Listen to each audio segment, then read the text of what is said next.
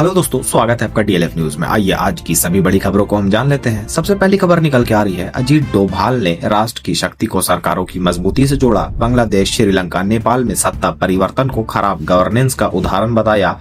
कमजोर सरकारों से देश के पतन का दिया संकेत।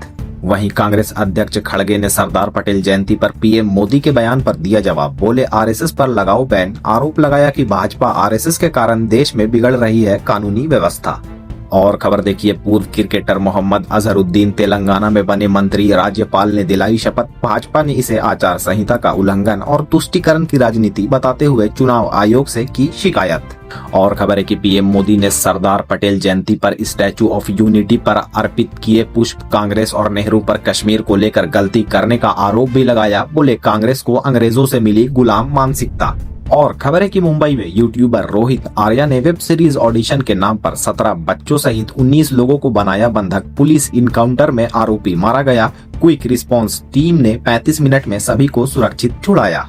और खबर है कि आप संयोजक अरविंद केजरीवाल ने गुजरात में किसान महापंचायत में भाजपा पर साधा निशाना। बोले, एक दिन पुलिस हटा दो तो किसान भाजपा वालों को दौड़ा कर मारेंगे। 30 साल से किसानों को लूटने का लगाया आरोप। और खबर है कि परेश रावल की फिल्म द ताज स्टोरी हुई रिलीज। ताजमहल के मकबरा या तेजो महल होने के विवाद पर आधारित आगरा में कहीं खाली तो कहीं नारों के साथ हुआ हाउसफुल शो। और खबर है कि उत्तराखंड में बच्चों में रील और गेम की मोबाइल लत खतरनाक स्तर पर। मानसिक स्वास्थ्य पर बुरा असर। डॉक्टर बोले, फोकस की कमी और याददाश्त कमजोर हो रही। हर हफ्ते आ रहे 4-5 नए मामले। और खबर है कि पंजाब पुलिस ने आतंकी संगठन सीख फॉर जस्टिस से जुड़े 3 आरोपियों को पकड़ा। बठिंडा में स्कूलों पर खालिस्तान समर्थक नारे लिखने का आरोप। पन्नू के इशारे पर काम करने और 2000 लेने का खुलासा। और खबर है कि केंद्रीय मंत्री किरण रिजिजू ने युवाओं को उचित दिशा न मिलने पर चेताया। कहा, जनसंख्या लाभांश बोझ बन सकता है। 2047 तक विकसित भारत के लक्ष्य को बताया राष्ट्र को अग्रणी बनाने की यात्रा। और खबर है कि ग्लोबल बर्डन ऑफ डिजीज अध्ययन 2023 में दिल्ली में वायु प्रदूषण सबसे बड़ा स्वास्थ्य जोखिम। 15% मौतों का जिम्मेदार। शहर में हर 7 में से 1 मौत प्रदूषित हवा से जुड़ी। और खबर है कि अलकायदा ने भारत में आतंकी ऑपरेशन के लिए असीम उमर को नियुक्त किया। 2014 में गठित AQIS का मुख्य निशाना भारत। यूपी और दिल्ली में मॉड्यूल बनाने की कोशिशें सुरक्षा एजेंसियों ने की नाकाम।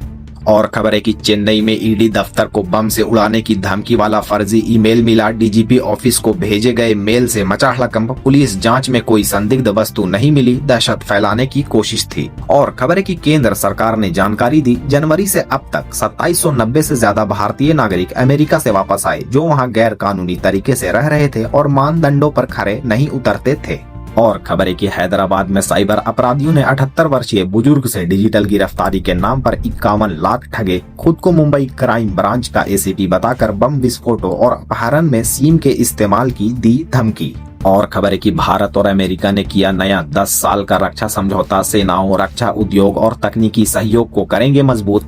एडवांस टेक्नोलॉजी और AI हथियारों पर संयुक्त रिसर्च में मिलेगी मदद। और खबर है कि ट्रंप सरकार के लेबर डिपार्टमेंट ने H-1B वीजा के गलत इस्तेमाल पर वीडियो जारी किया। आरोप, कंपनियों ने कम वेतन पर विदेशियों को नौकरी देकर अमेरिकी युवाओं का अमेरिकन ड्रीम चुराया। और खबर है कि NHAI ने वाहनों की KYB प्रक्रिया को किया सरल। अब फास्ट टैग एक्टिवेशन के लिए सिर्फ नंबर प्लेट और फास्ट टैग की फ्रंट फोटो अपलोड करनी होगी। साइड फोटो की जरूरत खत्म।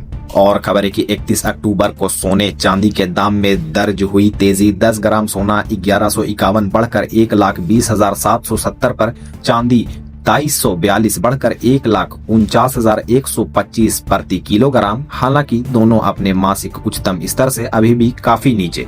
और खबर है कि जून क्रैश के बाद एयर इंडिया ने टाटा सन्स और सिंगापुर एयरलाइंस से 10,000 करोड़ का फाइनेंशियल सपोर्ट मांगा। कंपनी सिस्टम और सर्विसेज के ओवरहॉल, सुधार और अपग्रेड के लिए फंड्स का करेगी इस्तेमाल। और खबर है कि इलॉन मस्क की कंपनी स्टारलिंक ने भारत में फाइनेंस और अकाउंटिंग रोल्स के लिए हायरिंग शुरू की। सैटेलाइट इंटरनेट सर्विस लॉन्च करने की दिशा में बड़ा कदम। सर्विस 2025 के अंत या 2026 की शुरुआत में संभव। और खबर है कि केंद्र सरकार का राजकोषीय घाटा इस वित्त वर्ष के पहले 4 महीनों में सालाना आधार पर 70% बढ़कर 4.68 लाख करोड़ हुआ। पूंजीगत खर्च में 31% की बढ़ोतरी मुख्य वजह, जो पूरे साल के अनुमान का 29.9% है।